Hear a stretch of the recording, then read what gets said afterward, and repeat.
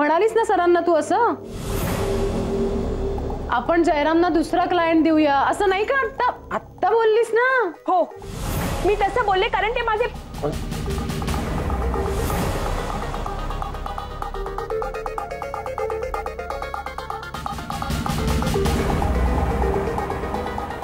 कारण थांबलीस का? सांग ना काय कारण होतं ते. जयरामला विचारलं होतंस तू हे करण्याआधी?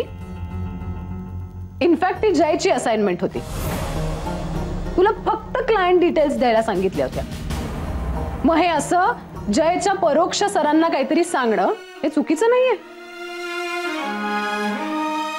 त्याला जमणार नाहीये कोणी ठरवलं? तू? कुठल्या बेसिसवर? जय स्मार्ट आहे, टॅलेंटेड आहे, करू शकतो तो हे.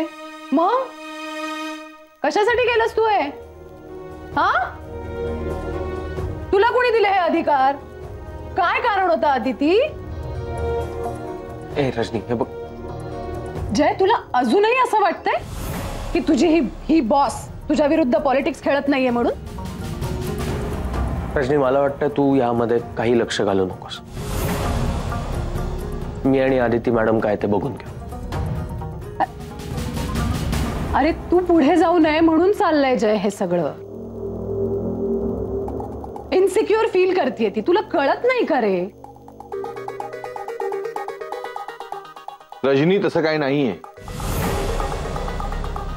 तुम्हाला माहिती आहे काका? हा, सगळ्यांना तिचा पुळका. अरे पण आता ती काहीच बोलत नाहीये, त्याच्यावरनं तरी कळतंय ना खरं काय आहे, कोण आहे ते.